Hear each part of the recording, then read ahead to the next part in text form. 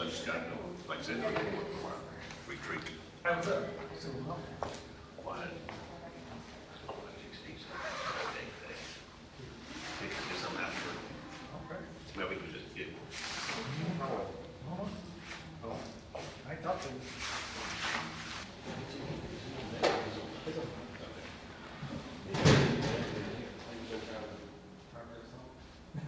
No, I'll wait. They know better. Let's y'all. I didn't think we said. You don't want to. Hurry on.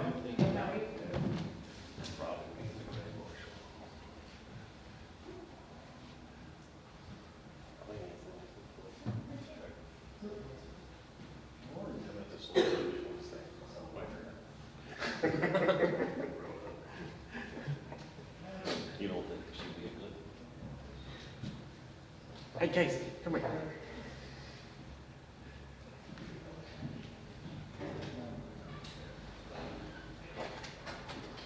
Hey, Thomas. We have our new microphone to try out. So right, we have our new microphone to try out.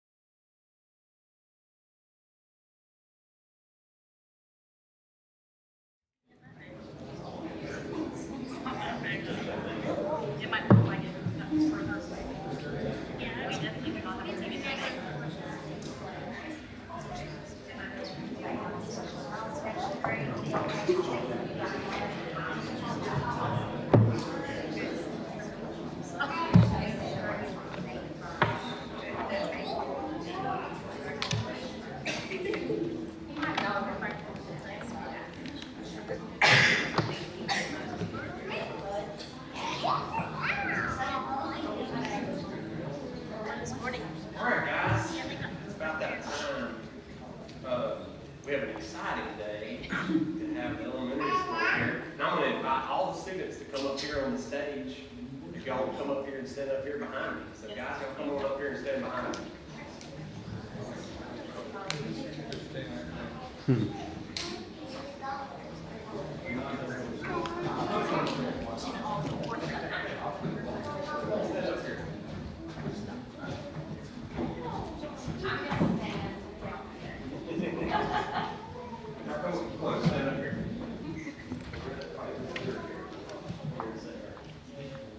So guys, we're going to do this a little bit different. Where Mr. Rhett is going to start our meeting and call the meeting to order. This meeting is declared to order. All right, nice job. You stay sitting right there. So first we're going to open the meeting up with a prayer, and then we're going to do the pledge. So I'm going to need you guys after the prayer to do the pledge. So if you'll pray with me. Lord, thank you for allowing us to gather here this evening. Thank you for the kids. Thank you for our community. We ask that you watch and guide over us and protect us. In Jesus' name I pray. Amen. Amen. All right. Who's going to start the pledge? Stand up.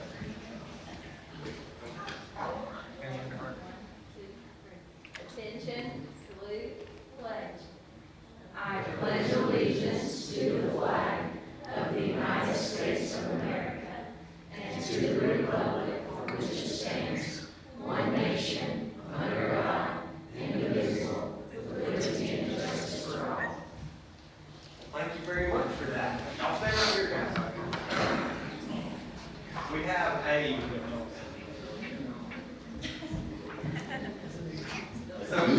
a proclamation honoring the students. April, do you want to tell about what your students achieved? I have always had a deep love for reading, and this year, this group of students stood out as an excellent group of readers. So I challenged them when I heard tell of a national level competition for reading, because I knew that they had the oomph to get it done, and they did. So I challenged them, and we entered. It was a 4-week competition, not just in the state of Georgia, but across the globe.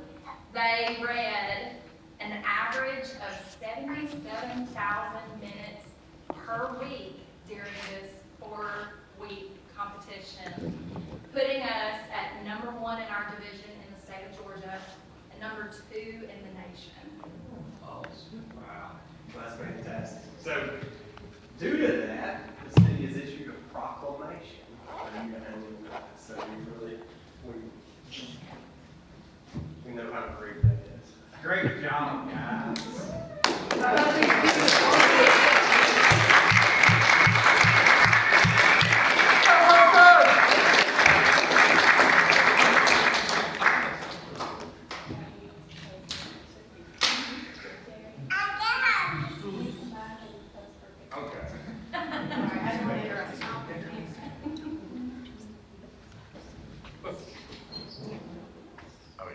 Thank you.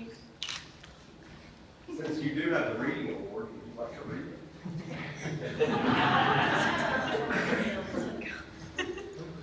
City of Demorest proclamation. Whereas the Read Bowl 2024 Read with Malcolm competition aims to instill a love of reading in students worldwide, and whereas Miss April Lahane's 4th grade class, comprised of 22 Demorest Elementary School students, fittingly named Lahane's Reading Magic, participated in the 7th annual Read Bowl 2024 Read with Malcolm competition. And whereas Lahane's Reading Magic competed against over 280,000 students in all 50 states and 14 countries. And whereas Lahane's Reading Magic sacrificed video games to read for a marathon 4 weeks, showing dedication and determination, reading an average of 77,530 minutes per week. And whereas the tireless collective effort of Miss Lahane's Reading Magic led to victory as they received the title of Georgia State Champion and 2nd in the nation in the Read Bowl 2024 Read with Malcolm competition.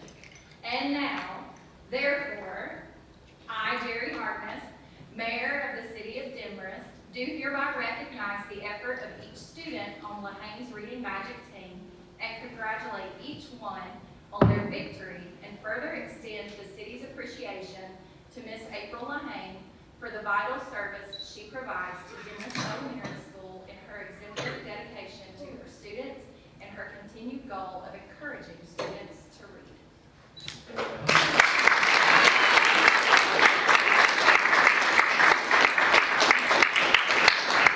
Thank you guys for coming. Now, the only problem is, if we have anything more than a page, we're gonna call one of y'all in every meeting for reading.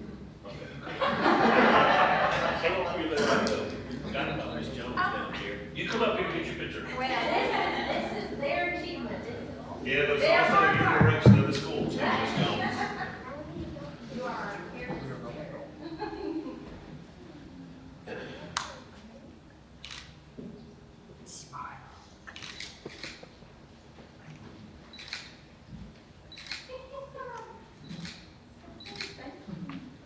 Thank you so much. Yes, go next to the contact you for that. Ms. Thompson.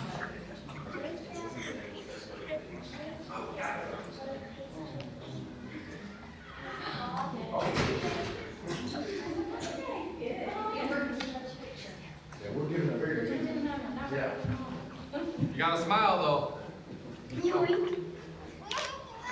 No.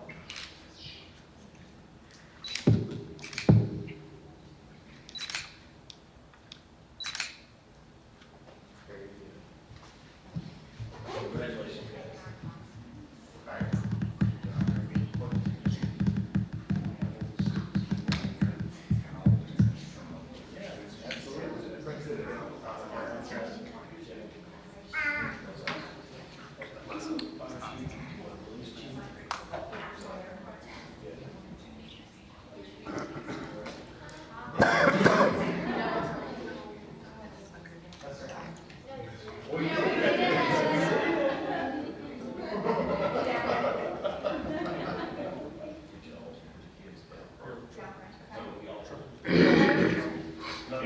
With the parents, so parents, come on up. Siblings, everybody. Alright, all the moments.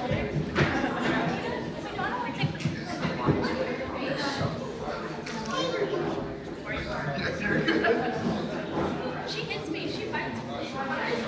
She's mean to me.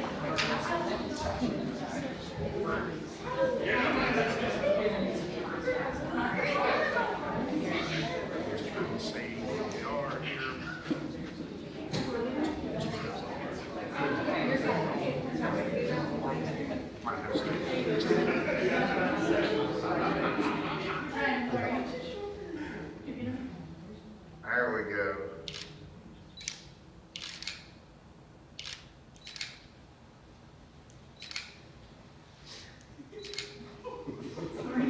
Thank you all.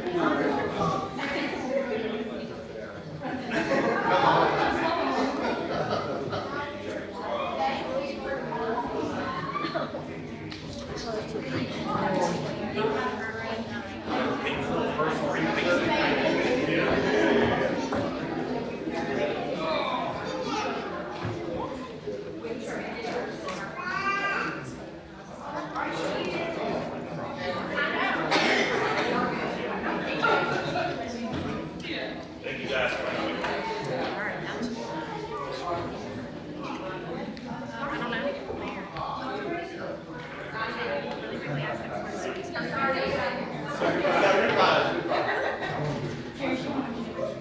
Oh, yeah, come on up, kids.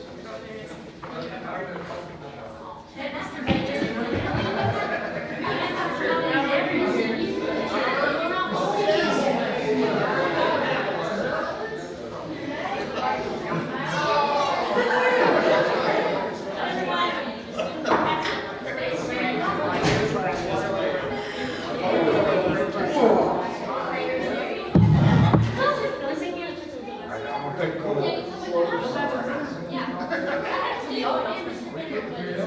Go down to the new microphone.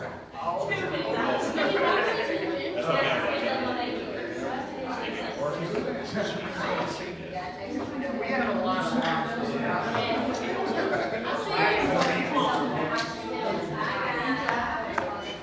guys. I'll do it as soon as I get home. Thank you. Congratulations. Thank you. Thank you so much. Always good stuff with the kids. No doubt. Just gotta pull that front row back over a chair. Don't they make stuff wireless? That's, Moving chairs, is that what we're doing? just these four. Will somebody be in charge of my gas before I leave here? So I Slide can make that it to chair. a gas station? now? I'm with it. I'm not over I there. will forget. No, because you got two council members here sitting there. Slide that chair, you take this chair, and I'll take that chair. Think that's it? Thank you. Uno mas? Here, grab it. Jimmy, come on in. Mark. No? Mark's down there. I'm down here, Look. Where's Megan? back there. In the booth. In the booth.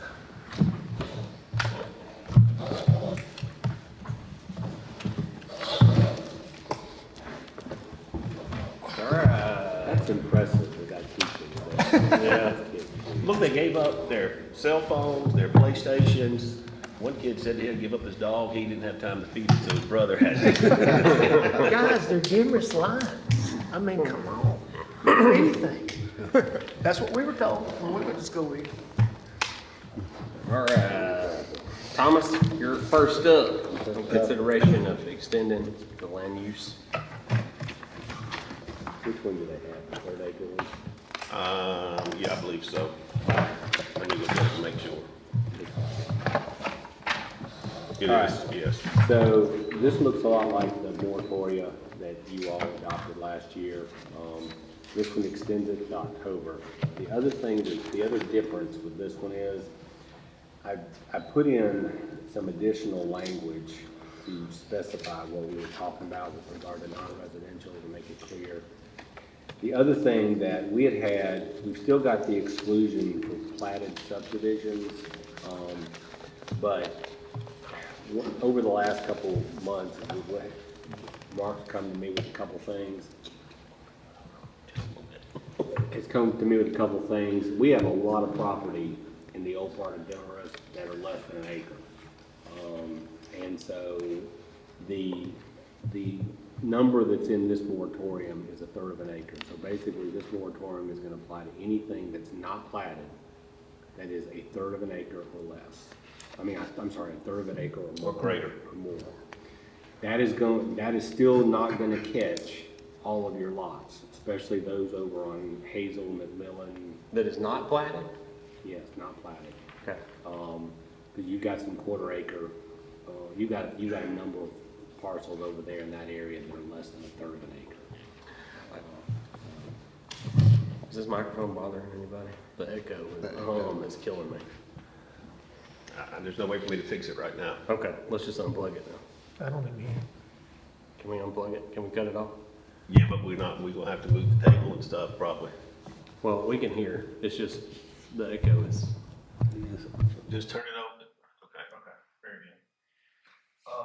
So with that description, if there's a lot that's already historically platted, is that something that that somebody can build on? The way this reads, it's only platted, it's only subdivisions.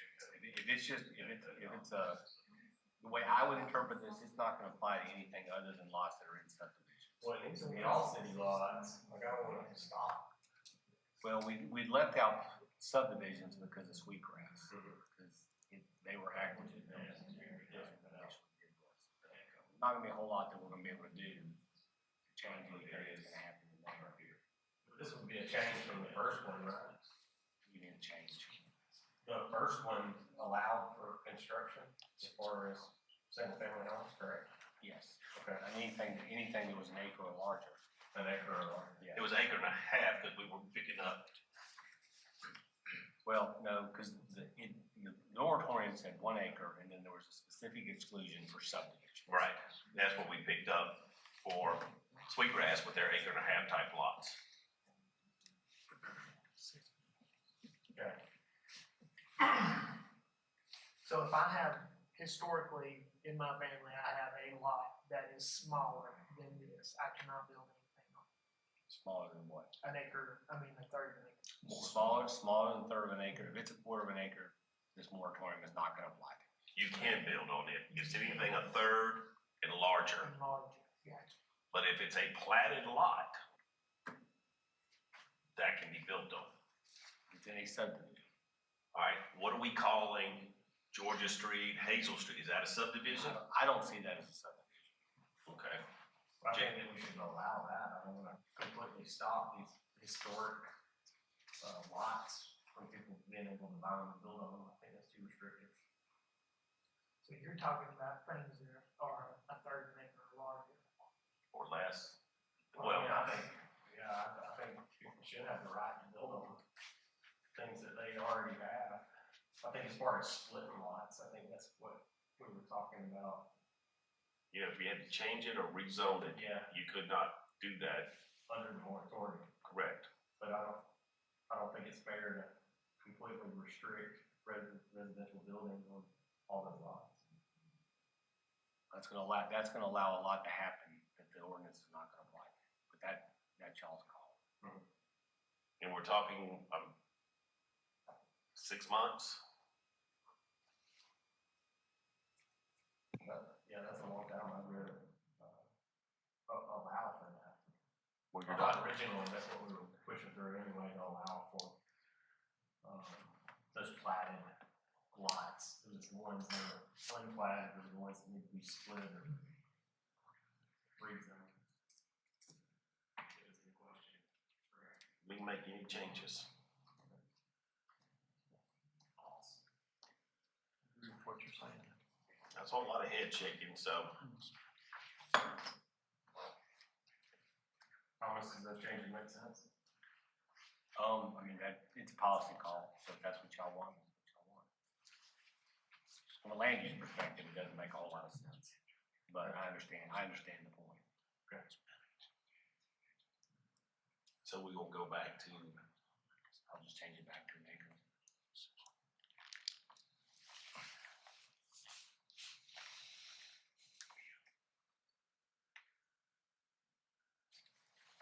Is there any specific reason why it was lowered from an acre? it was just like he had said, it's to protect while we're rewriting the land ordinances. So it was just trying to put in those building standards that we're gonna be doing and talking about. So you were trying to capture that slowdown while we were rewriting new rules and regulations. Because there are a lot of lots back in here that exist like that. But we've already been through this for a year. But it's the lots that are an acre or more that Somebody wants to it's gonna split. change the face of the city. It's That not- would, that's right, they would, because if they wanted to come in and change the density to go to 4 units to the acre. That's what they can't do with this, Yeah, yes. I see the red line in here about the multifamily times 3 or more dwelling units.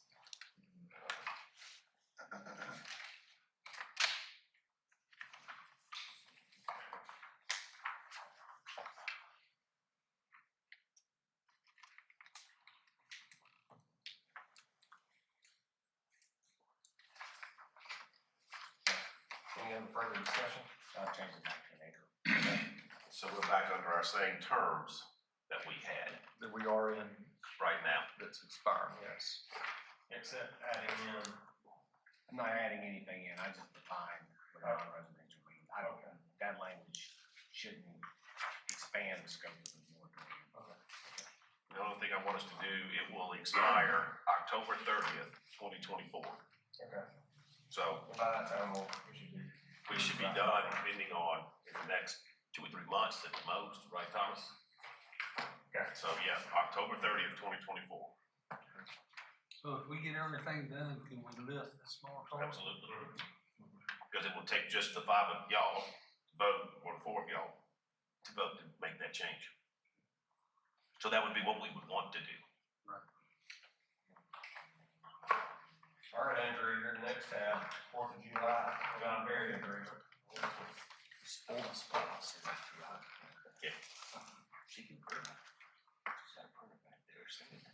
you got for us? So, he reached out to Mark originally, and, John owns a production company. Okay. So that's kind of how he became involved. And, Emma, we were looking into the options of what to do for entertainment. And we decided to go a different direction. That's when he made the initial contact with me. He did. And so, numerous phone calls over a weekend later, we came to an agreement that he's gonna come with his production and do this for this price. Okay. And he is gonna allow for an opening act. I know we'll just have to work that out, but. Which is a side thing, but he's going to do the sound from Sound one or stage. two openings that we can have music start earlier. That's right, that's right. And Andrew was working on his local contacts.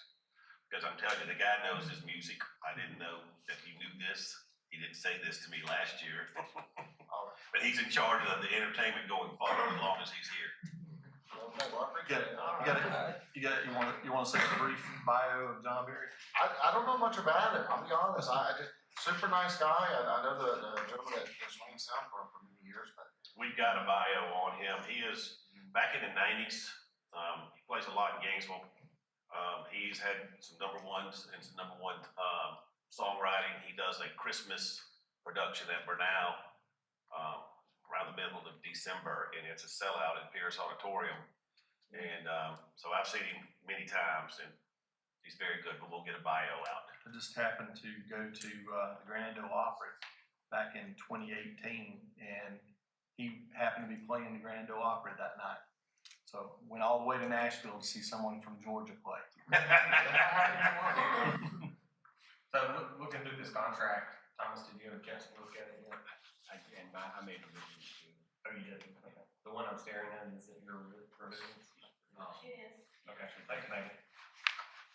When it says purchaser, i.e. us, shall be responsible for maintaining all licenses, permits, and clearances, not limited to AS, CAP, BMI, what are all these things? Those are the royalty licenses that if you're gonna play music in a. And we pay some of those royalties now, right? We do it every year. We have somebody play. If you have an event, you own those. That's how artists who have their songs covered get paid. Okay. So, churches have to pay those. So it's just the way it is. Okay. And then on down, simple enough, we're providing with a table. And we're also agreeing to provide them with 4 stagehands. Experience stage. Well, Yeah. sort of. So, I have been working with folks, I know I reached out to you about it, kind of see, I know, he's bringing some folks with him, they still live in Georgia. He just needs people to just kind of help push these cases. Over the number. That's right, that's right.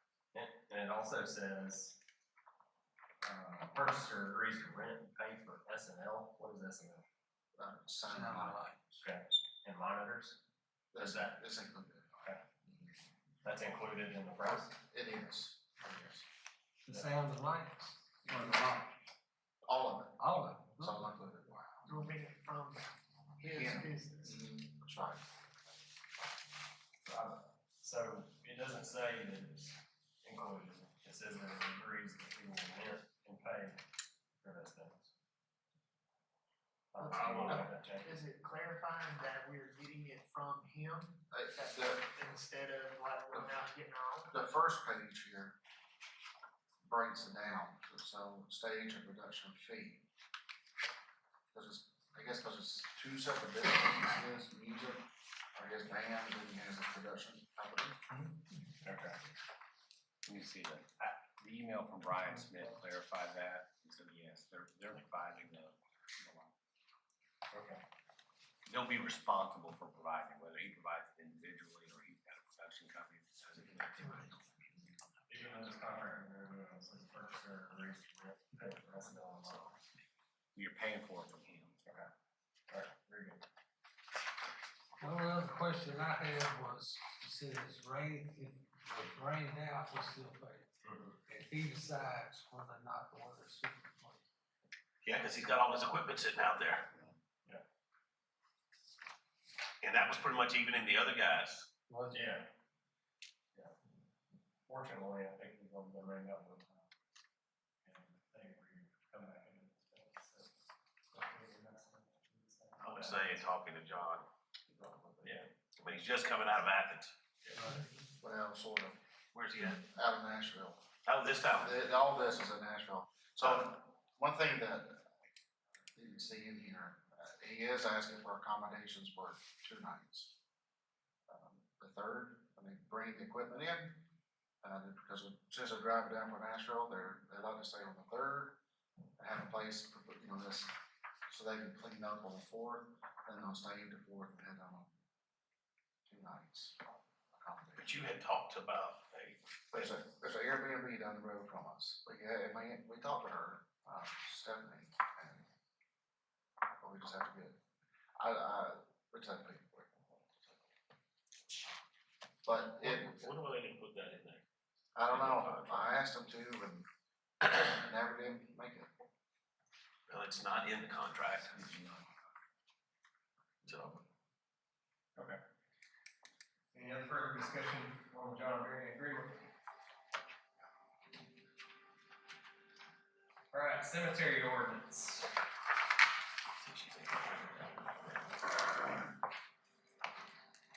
and part of this came up with us discussing whether you had to be buried inside a vault. If y'all remember that discussion where we had some sinking things of this sort. And so this was just trying to clarify some things and updating some rules. It is the city's cemetery. They can put together the rules and regulations and the ordinances like this, and this was one to look at from there. What else do you have with that, Thomas? This is a version of, this is, from City of Monroe. I looked at a couple, 3, they're all relatively similar. So, if there's anything else that you all want to include. Does it address, cremation, burial urns, and the difference between what's required? One of them I looked at did have something different for those. I'm not sure this one does. Are you wanting to see something where you can or you can't do that? No, I just wanna make sure that it's still possible. Don't have to have it in a vault. Yes, that. Oh, I see. Okay. And we can table this till we can look at that if you prefer. Yeah, this doesn't address this. I think Snellville or one of the others I looked at did address that. Okay. Doesn't want to be too restrictive for that. And, the thing we were looking at said you have to buy a lot. I don't know if my statement is right. You have to be able to bury 2 people in a lot, 2 plots in a lot. Does that make sense? But you're buying a plot, which should, and I think what you're saying is the definition saying that means 2 grave sites. 2 grave sites, right. So Is that what we're doing? well, since we're gonna table this, we will follow up. Well, this one, like you said, they're telling me no more than 2 burials per lot. So in theory, Not buried on top. well, this says 2 burials, yeah, in theory you can. So you're going down 12 feet then to 6.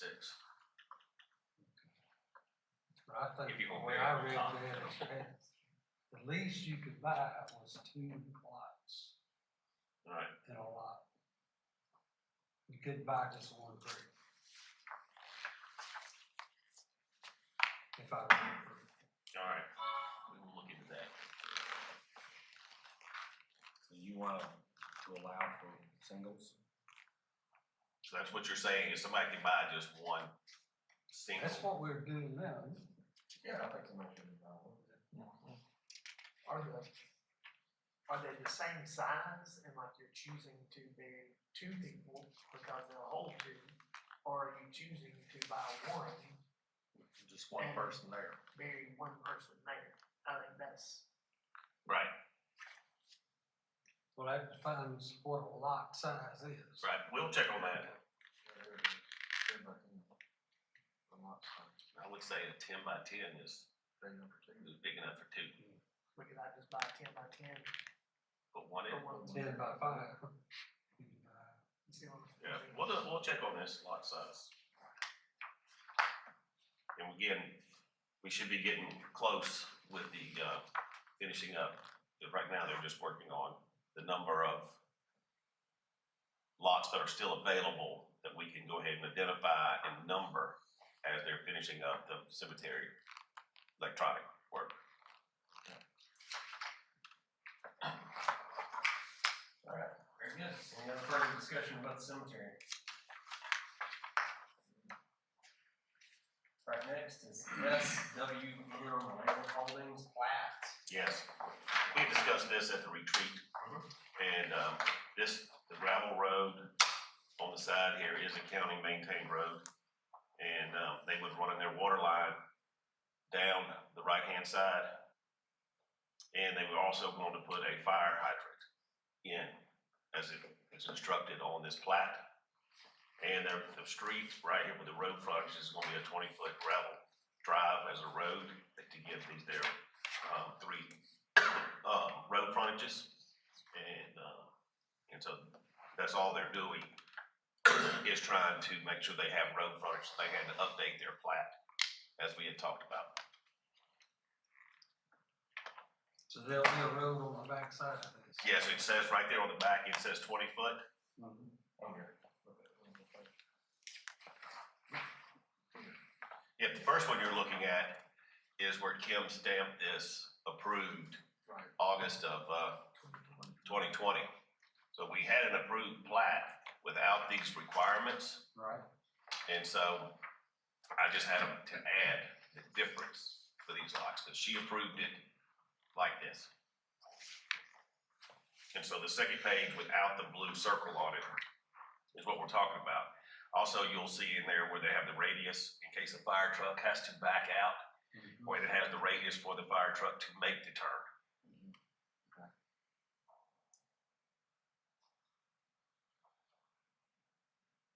Thomas, you got anything to add? And all this is in the city. We're not changing anything. We added more restrictions to this plat. Okay. Does the plat need to change, or does the restriction need to be added to the plat before it's approved and stamped by the city? Well, y'all have to approve it. I mean, we can approve it. When Mark and I first talked about this, I'm not keen on them doing it this way because what our ordinance says is that every lot is supposed to have access on a public street. And easement is that is shared by 4 different parcels, I think is not really within the intent of what our ordinances say. However, in this case, Kim had already approved it, and although there's no indication the council approved it, Mark and I discussed, and it just didn't seem right to refuse to do it or make them reconfigure this development. Which we couldn't have done. Yeah. With a moratorium like that. So so this seemed to be the best thing to do. And then we'll just have to make sure that in the future, one down off Ivory, that we told them they couldn't do it the way they wanted to do it originally for this very reason. And I met with Chief Schurer on it, so that's where we came up with for the water flow, is having the old fire hydrant right there, and by the radiuses for these trucks to be turned in. But to vote and stamp this now, do we need to add something, description on this plat before it's approved? No. Because we have all that. Proposed is okay on all of this. Well, yeah, because they haven't built it yet. Okay. So. They want to get building permits, it's gonna have to look like this. Okay. Any other further discussion on that? Very good.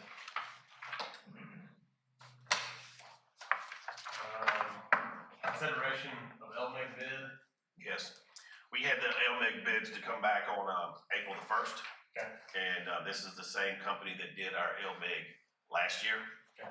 And the price is pretty much the exact same for what we had done when we did the, measurement of the streets, and you can see what they have to do, of the milling and et cetera.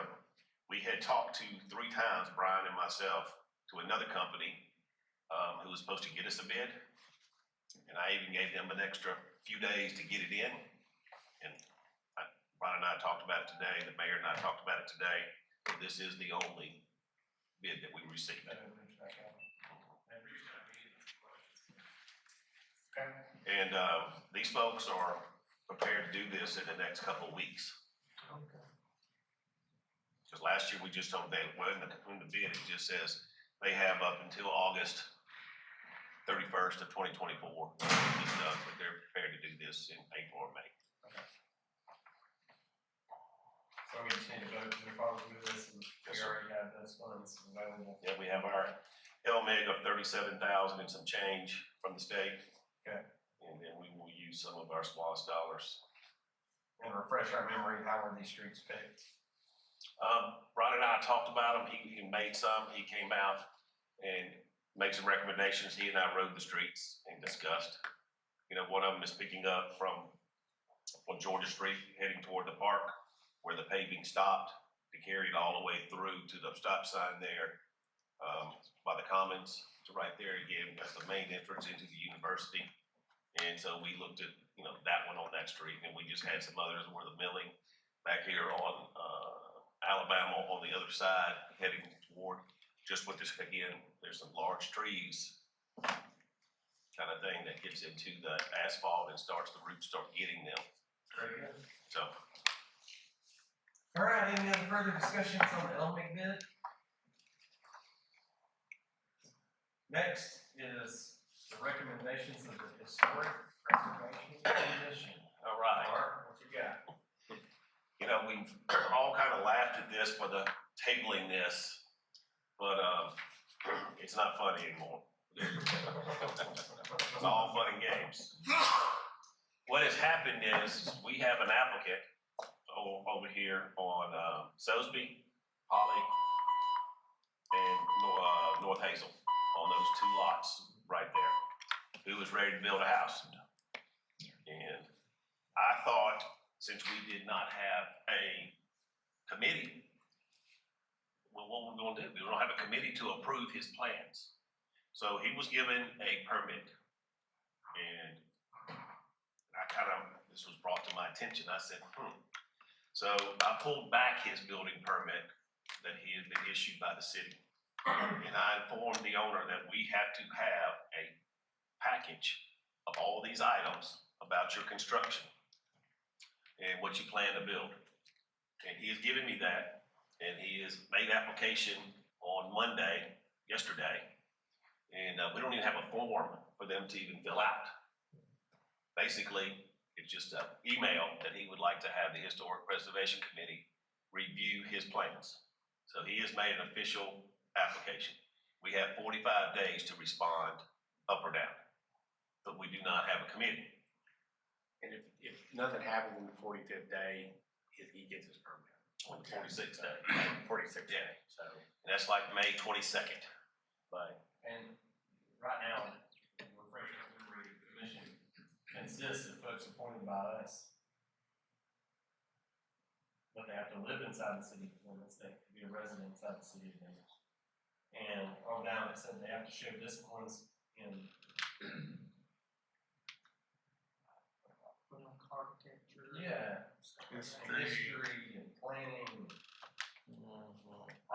Is there any way to adjust that language to where it's a little bit easier? that comes out of state law. That comes out of state law. Yeah. That's awesome. And I've been told that y'all have had some people on the committee. And if so, does anybody know who they are? And No, we never. Do you know when this was done? Yeah, I was on city council. Well, I think it was on the tail end of mine. Looks like 2016. Okay. Cause we had talked about it. I don't remember if I was on.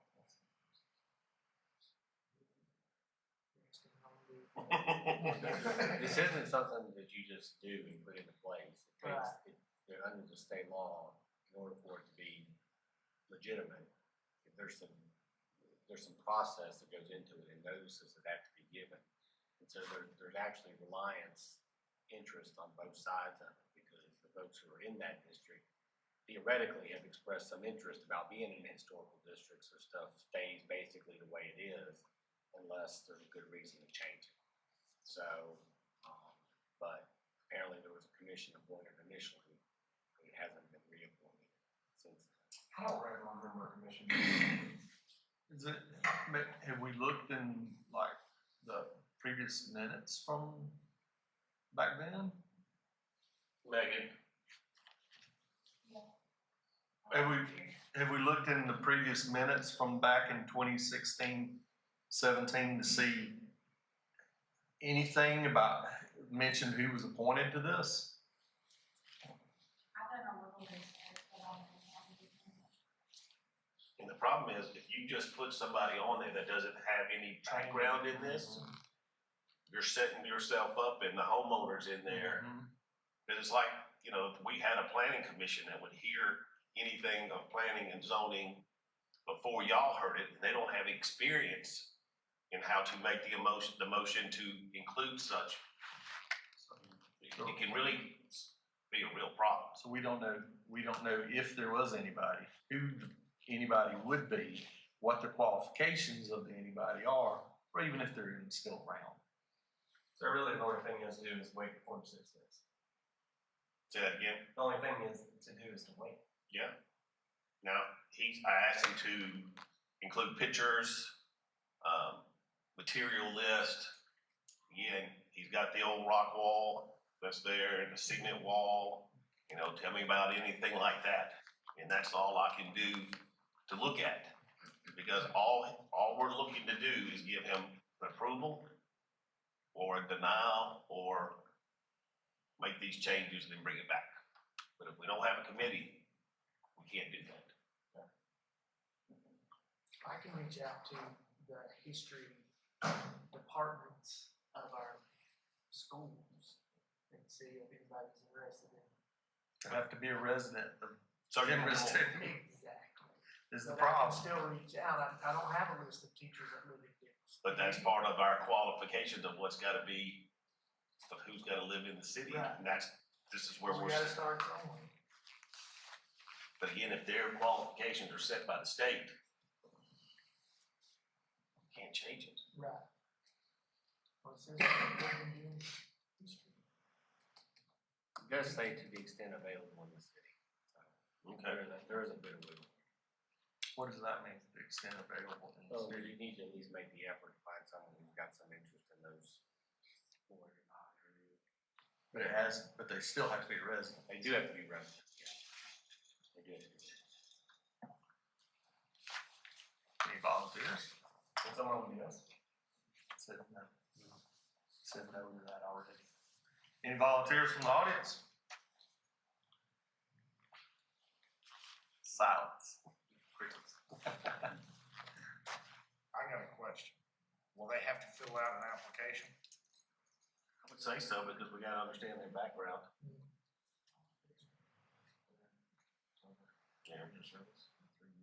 Do they come to City Hall to fill that out? We probably have to make a form.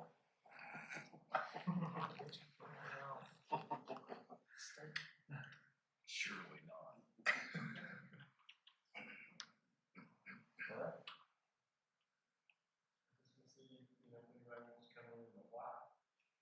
But even then, you know, it's gonna be too late for this Yeah. building.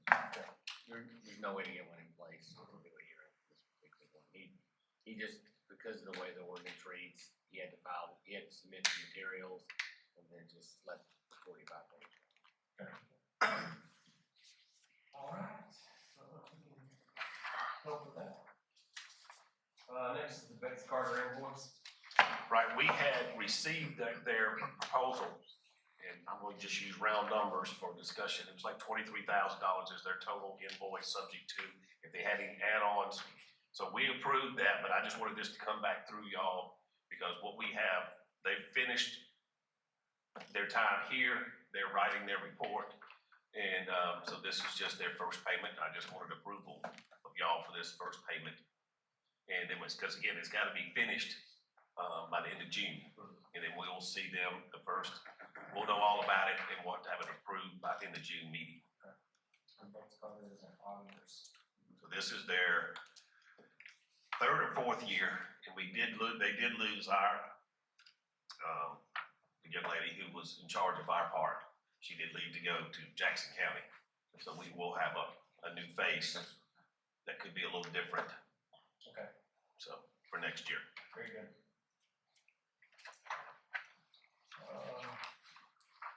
Next, use of the opioid funds.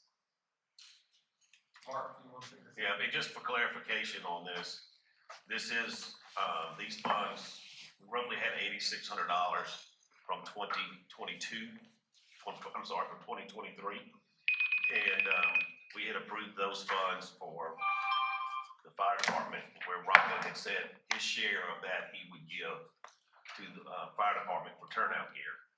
And unfortunately, in September of last year, when the POs were filled out, somebody made a mistake and didn't take it out of the opiate money, they took it out of the general.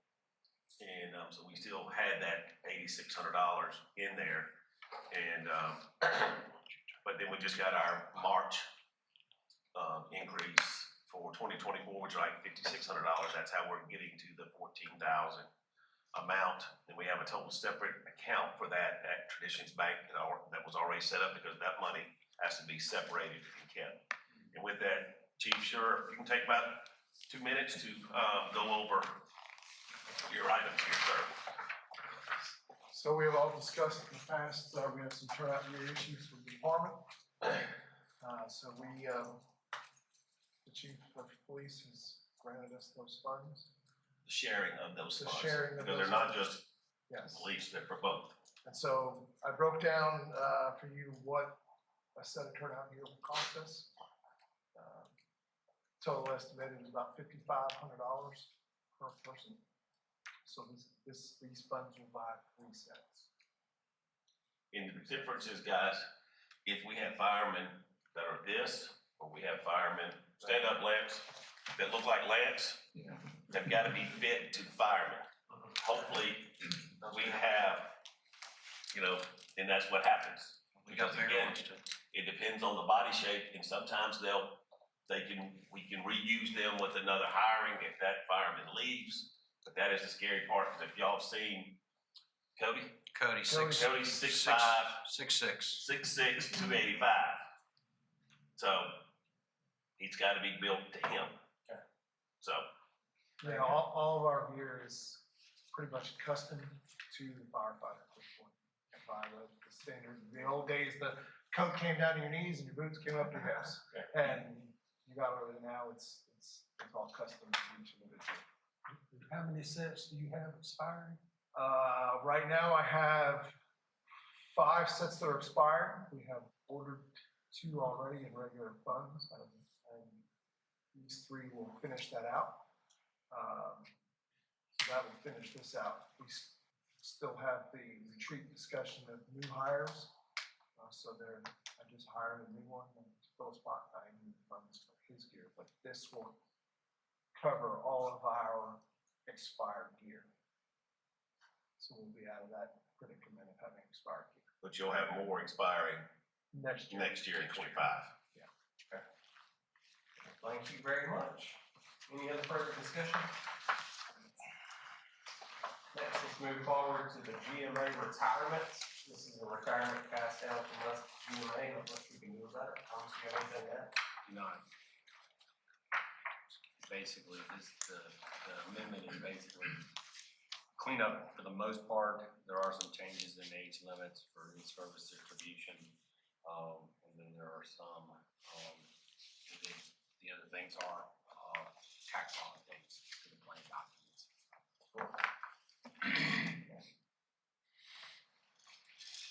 All right. Any other discussion on anything, guys? You have anything you want to go into executive session for, December? We do need an executive session, talk about personnel. I don't know if you all- Good. All right. Doesn't matter.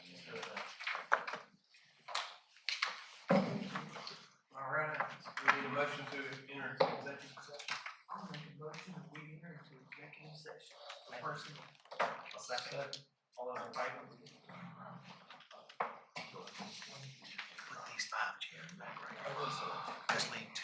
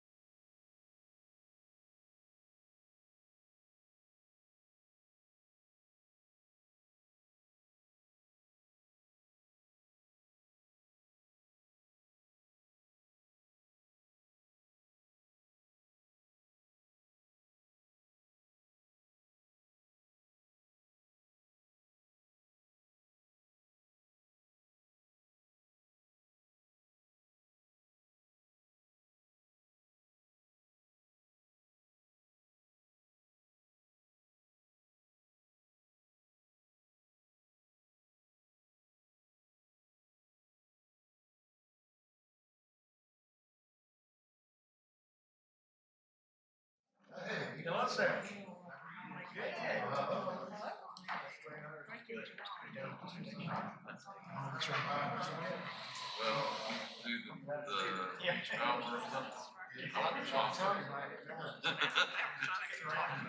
a flopaholic. I love it. It's yummy. But I'm a flopaholic. You guys know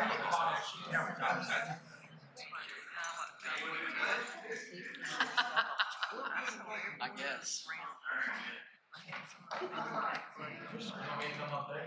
I guess I can't bring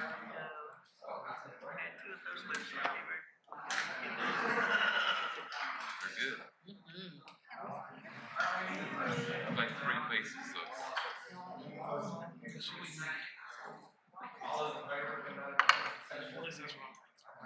No, you can't. It's Yeah, looks like I'm not.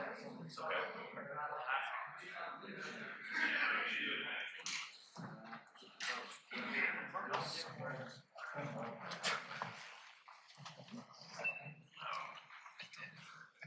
All right, let's start this meeting with prayer. I want to pray for me, then we'll do the pledge.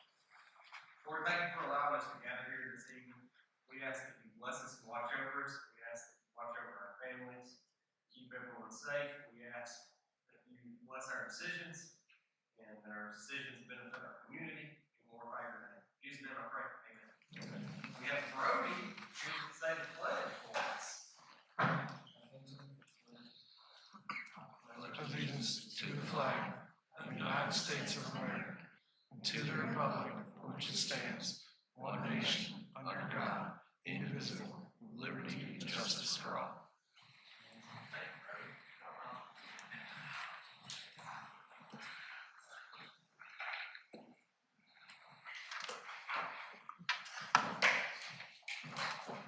First thing is approval of the agenda. Does anybody have anything about the change?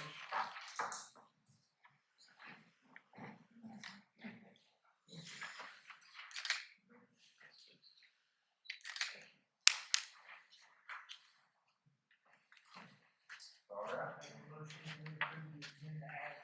Thank you, Sarah. Second. All those in favor to approve the agenda? Very good. Appearance and public comments.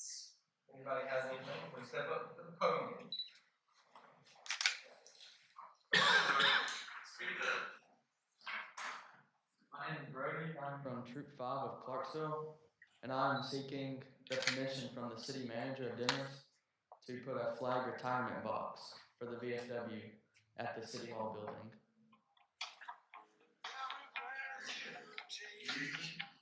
For my Eagle project. All right, tell us about that retirement box.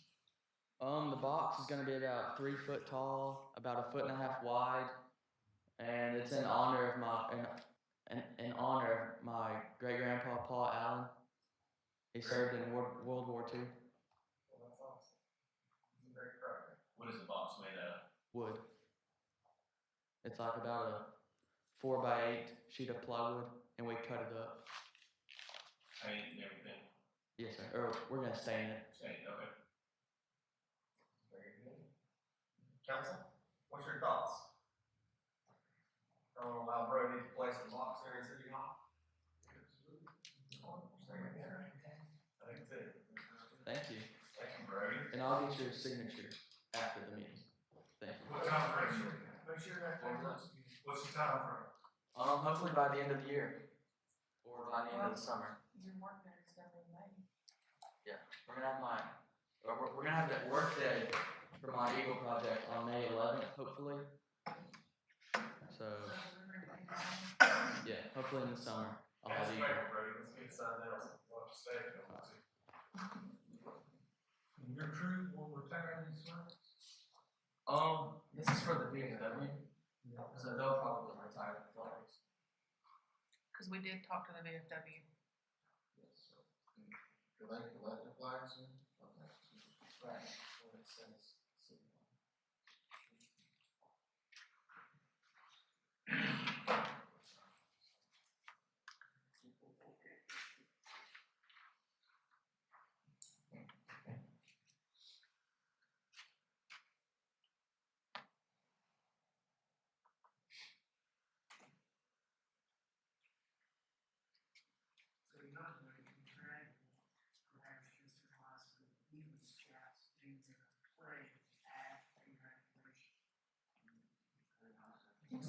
Thank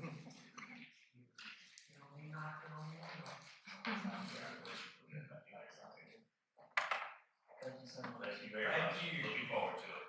Here, buddy, let me give you this too. Here's my card, number and email, so you can let me know when you're ready. Thank you. Thank you. Thank you. Any other public comments? All right, next we move forward to approval of the minutes. That's one reminder.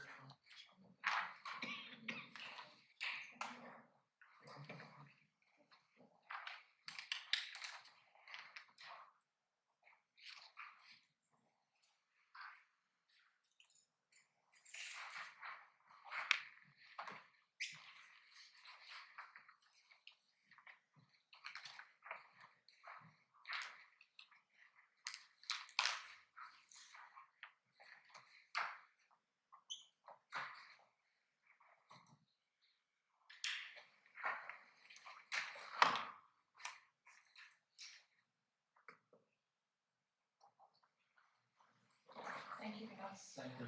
Have a good evening. All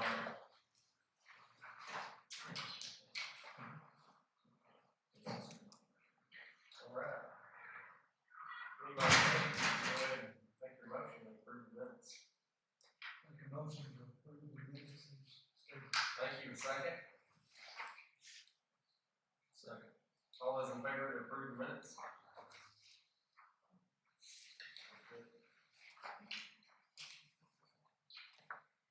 Next is consideration for extending the land use moratorium. Thomas, we talked about a few changes during our work session. They've been made and it's been printed for y'all to Very good. adopt.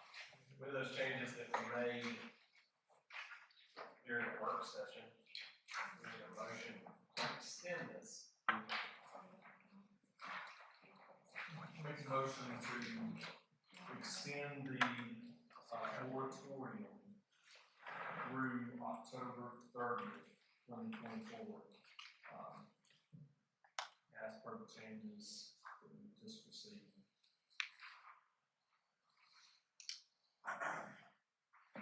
Awesome. Thank you, sir. All those in favor of moving forward with the extension of this moratorium so we can work on our land use plan. This extends this plan for which date? October 30th, 2024. Okay, very good. All those in favor? Thank you.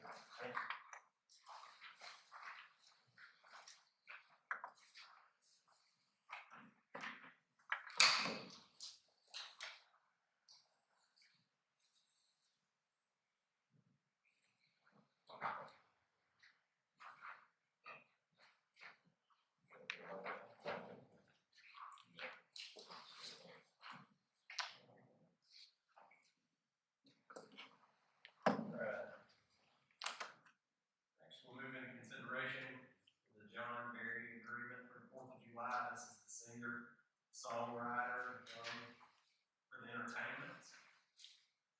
Any other further discussion on authorizing the city manager to sign this contract? None, so entertain a motion to move forward with this, to allow the city manager to sign the contract. So you manager to sign the contract. Thank you. A second? I've been listening to all my old CDs, back in the 90s, and realized how much I enjoyed music, so I'm really proud of the second. All right. All those in favor to move forward with this contract?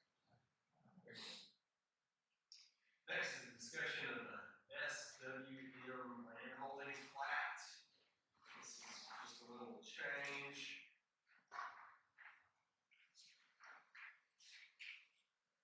It will really benefit business. Those lots, adding a proposed driveway and a fire hydrant, making sure they're ready to fire truck. We need a motion to allow the city manager to approve and stamp this plat. A second? All those in favor? Very good. Next is consideration of the LMAG bid. This is the bid bid for $68,100 for precision paving to pave a portion of Alabama Street, Georgia Street, and Arizona Street. And this is LD funds for a portion of our funds.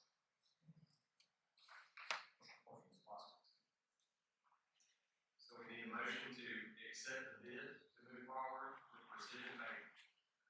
I'll make a motion that we move forward with precision paving and seed. Thank you. Second? All those in favor? Very good. Next is a discussion of the Historic Preservation Commission. Since we've already had this discussion, y'all want to table it for 1 month to see if you got somebody come back and reapply? All right, that's sure.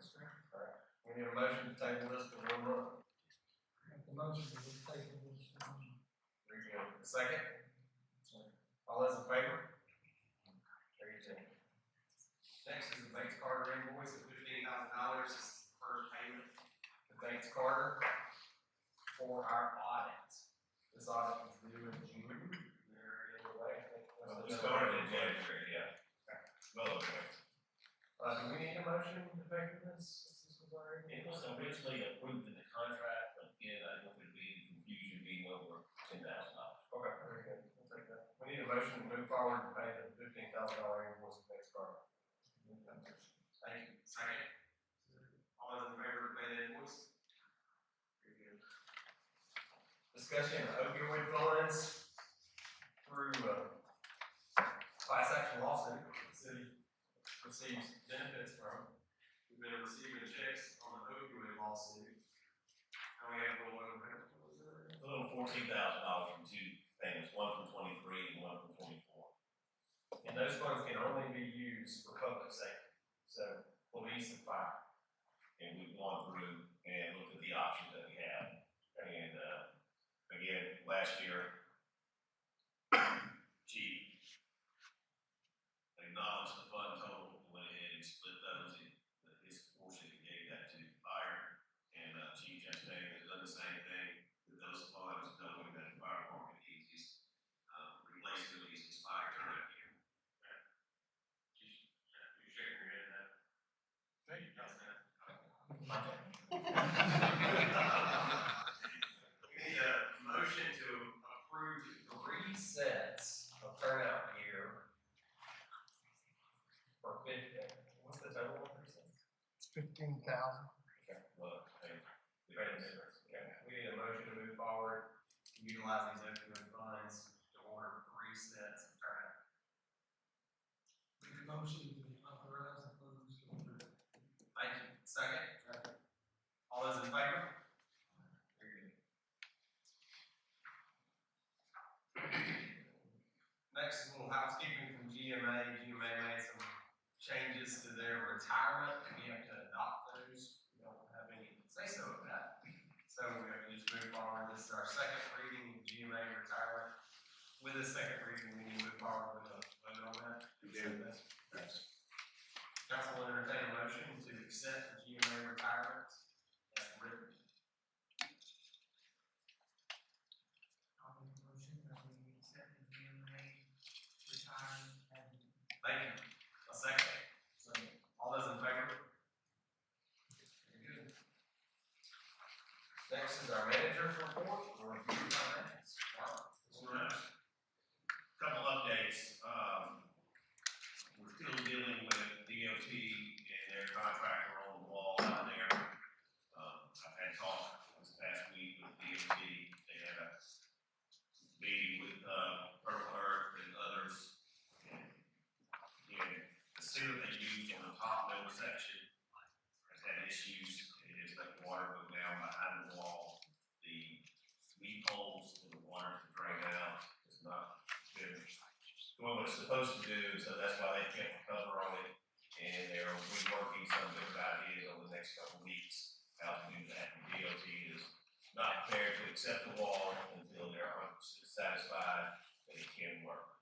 So that saga continues on for a little bit longer, so everybody just bear with, and, we will continue talking with DOT as that progress continues.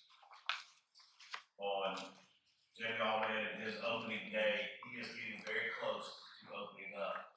his restaurant at Old City Hall. He is, he is looking to have a soft opening last week or so of April. And it is very, very nice. Everybody will be impressed with the improvements he has done in that building. And we are wrapping up the last bit of improvements that the city was supposed to do for Jamie, and that is finishing the pavers underneath the overhang of the drive-through.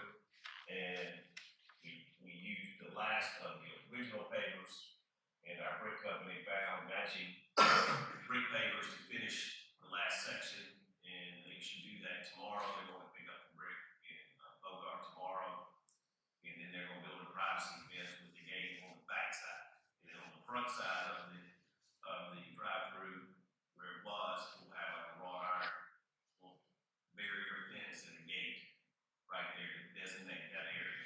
And so hopefully in the next couple days, all that will be wrapped up, and we'll be out of Jamie's way. They're starting installing his equipment and things of that sort, finishing up sheetrock and amazing tile work that they've done in that place. So, with that, we also talked about Georgia Cities Week. That will start on the 21st and end on the 27th of April.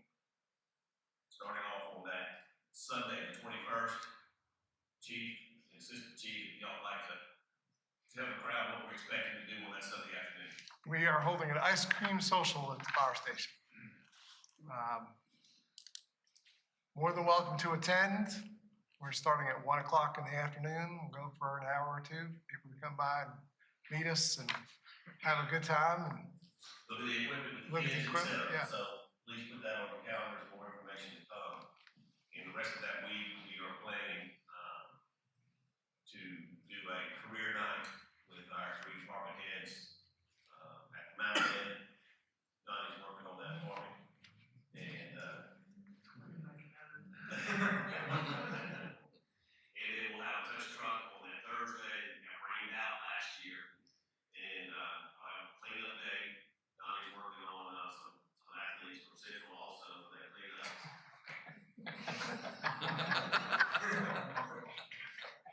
So we've got several events coming with more info on that. If I was mayor for the day, SA, and we're also going to let the elementary school do artwork to pick out our 4th of July t-shirts. Oh.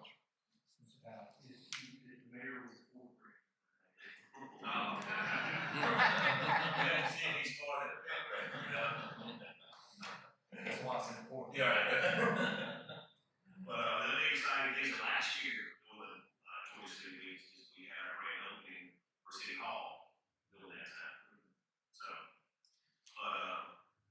all right, moving into Brian's area. They had 12 emergency locates, 228 locates, 523 work orders, 11 leaks. You know, we all know that we cannot capture 100% of our water from our intake. Somewhere along the way, we're going to have a leak, fire department, or wreck, anything like that. And Brian's able to capture how much of that is we can account for, about 98% of all our water. Because, again, water's running through a meter. We know how much that is. But we cannot account for 686,000 gallons. Now, I take that in to say, this is always one of my favorite parts, is we purchased and sold 55 million gallons. So out of that 55 million gallons in 30 days, we cannot account for 686,000 gallons. Again, those are big numbers there. We had a little 43 million from Baldwin. We had a little 5 million from Sonoma. And our Mize well is a little over 6 million. So those are big numbers for what we do, what Brian and his team produces for the city. They had 6 emergency 911 calls. They had 4 sewer calls. And Greg and his team had 238 loads of street, limb, leaf, and brush. It's a lot of loads of that.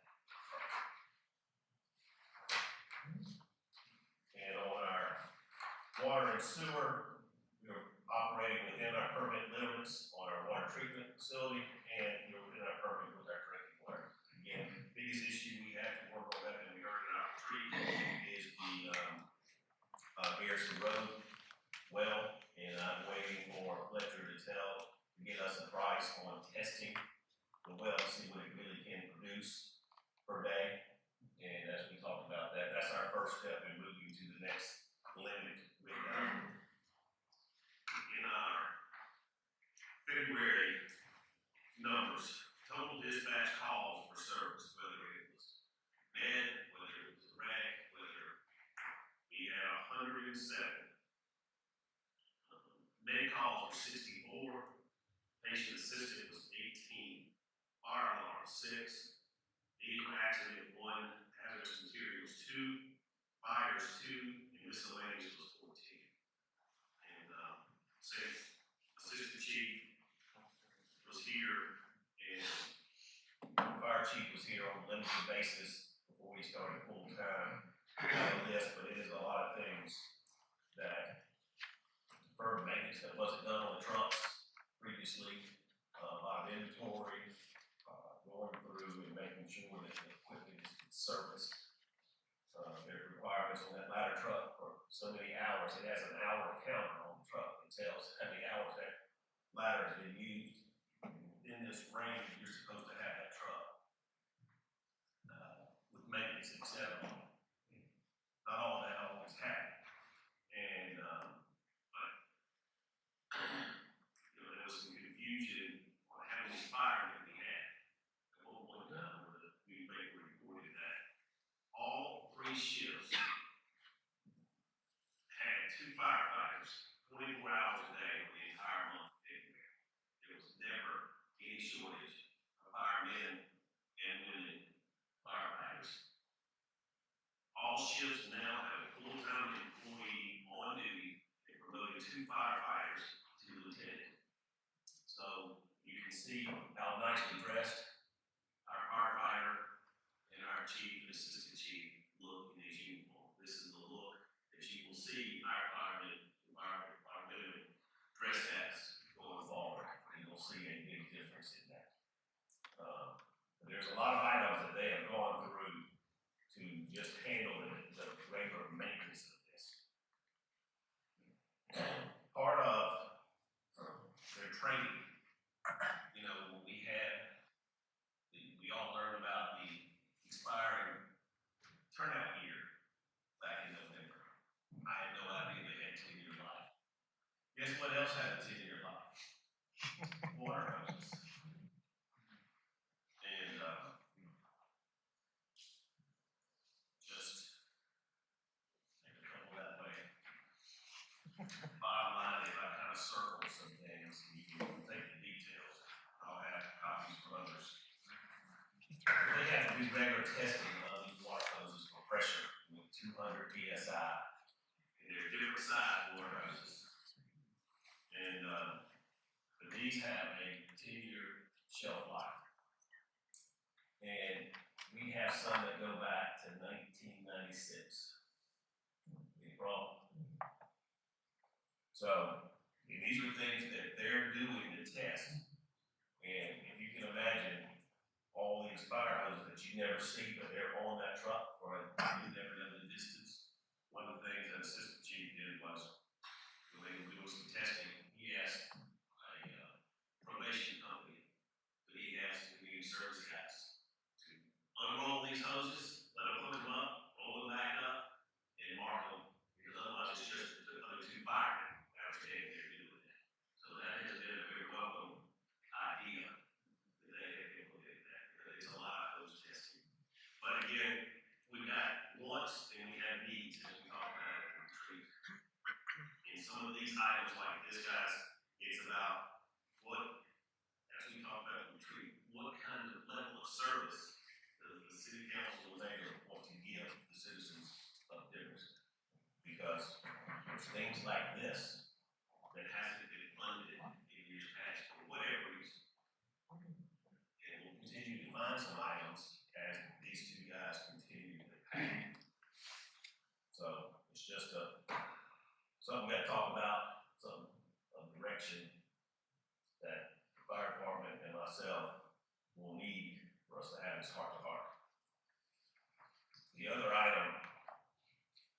we have talked about in the retreat, is fire hydrants. We've got 725 in the city and county. We have about 50 in the county that's in various conditions that we have to make some improvements on. We do have that allocated in the budget currently. We do. We have $75,000. And it's called exercising the fire hydrants. And they have not had a lot of exercising on our fire hydrants, whether they're in the county or whether they're in the city. One of the things, again, that these two gentlemen have to do is ISO, and they're testing on these.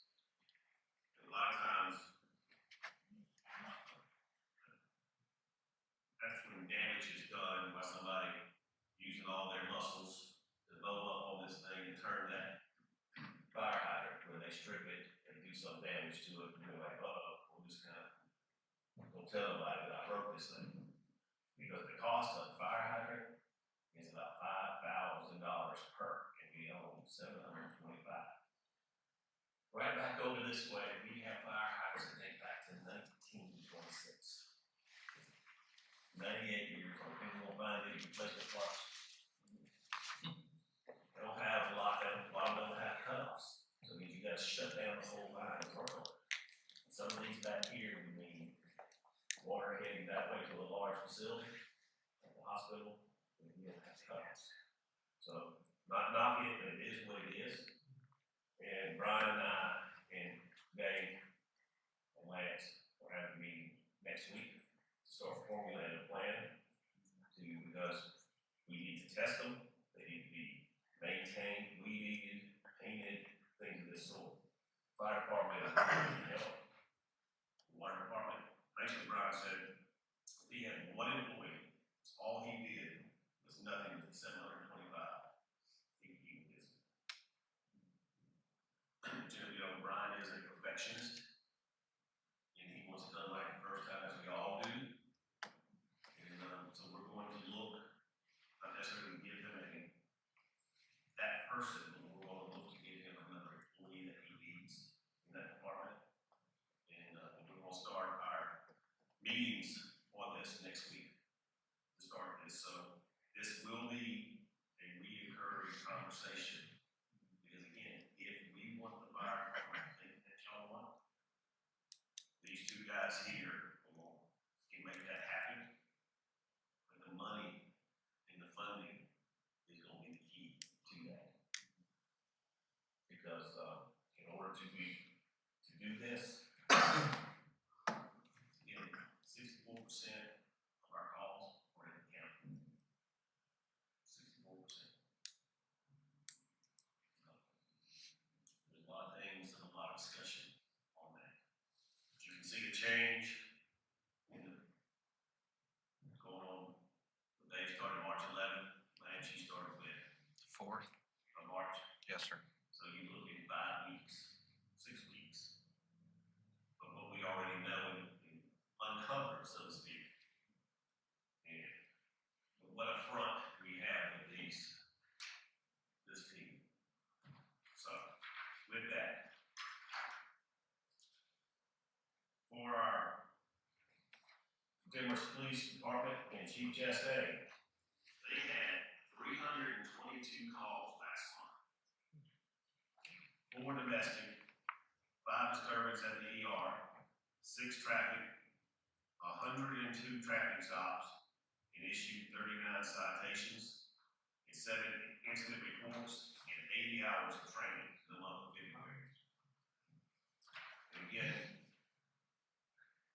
Chief, in our car readers, they started with car tag readers in February. So these 102 stops had nothing to do with the car readers for the most part.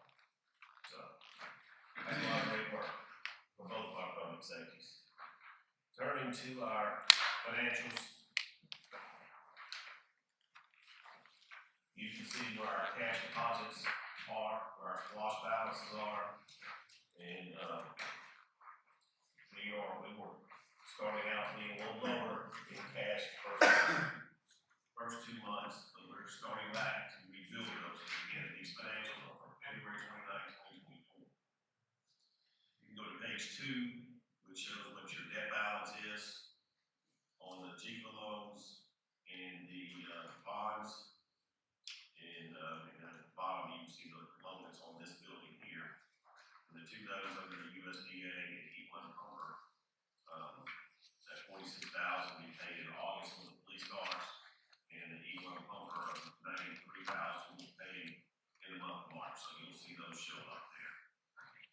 If you look at our code page 3, you can see the general fund, the income was $381,000. Majority of that coming from property taxes of $193,000. So, then the expenditures down below. What the collection percent of property tax was? I do not at this point in time, but I'll get that.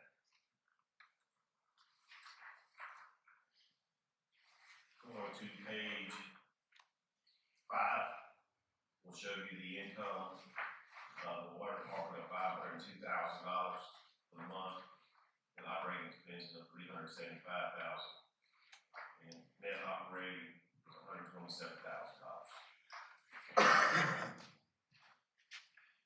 You can go to page 6, you will see what our budgets are for each one of these line items.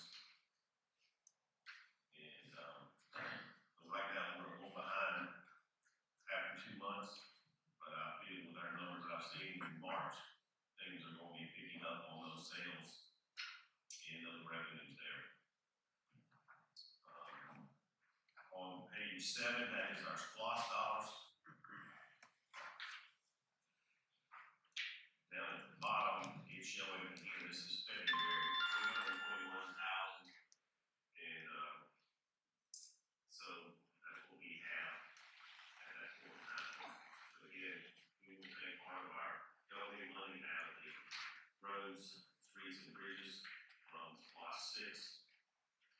And we will start using our ARPA money, which is roughly $441,000. And that's going to be used up by the end of the year. And they have a lot of reporting sheet has to turn in by April 30th, because if you don't use it, you're going to pay it all back. So, and it's an outreach. You just have to allocate it, we don't have to spend it. Okay, thank you for the clarification.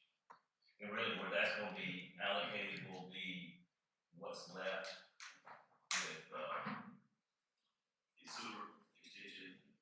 It looks like they probably just finished up, we haven't had any invoice for anything. And then, goes toward the 365 sewer one. And we have our pre-construction meeting on that, the term C and the contract on April 25th. We're gonna start sometime in June, July. We're averaging around 30,000 a month in SPLOST dollars. And I did have some questions about some deposits that were the same amount from the county. For like 35,000 the last 2 or 3 months in SPLOST. So I realized something wasn't right. You shouldn't have the same amount. So they may have only paid us and they're working. So with that, that should be everything. It's been a busy month of March. Left out one item. You finished your class? You graduate, you should tell that. I did finish my certified public manager class. And graduation, we had to go down to UGA for 3 days. 21st, 22nd, 23rd. I was selected to be the class spokesman. The class spokesman. And I have to get my speech approved to UGA. I was thinking, this is all. No, that's not the way it works. Is this month? Next month, May. But not now, they just out of the 28th, they picked me. And I want to tell y'all, what'd you say? They know who likes to talk. And I will add to that, Megan and Casey will be attending next year's class that will start in September. And in the following year, we've got it lined up for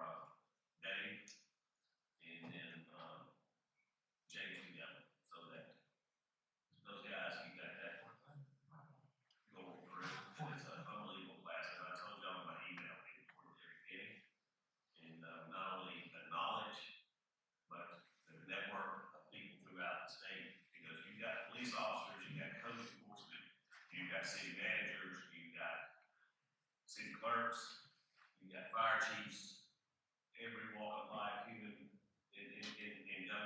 human resources, and, there's people from all over the state. They have 3 classes.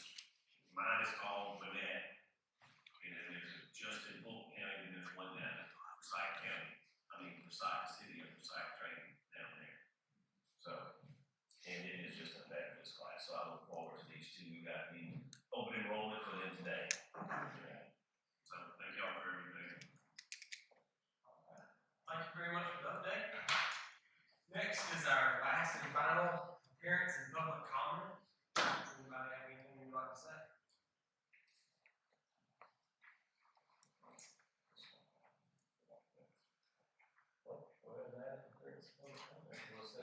No, I'll just find this right here. Do remember that next Monday, the 15th, and the following Monday, the 22nd, we will have our 2 additional land use meetings in this room. And Thomas will be, having those. Mayor and council will be here. And we do it different. We had a pretty good showing on our first meeting last month.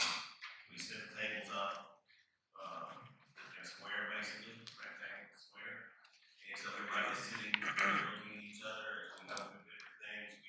This next meeting, we'll have the city map that hangs in my office, and then we've got the city map with tax parcels, and we'll have those up on boards. So I encourage property owners to come out and talk about their properties, and talk about the cities for our future. And like I said, we probably had 20 people. We didn't know if we would have any but us. And so it was a very good turnout. But the 15th, the 22nd,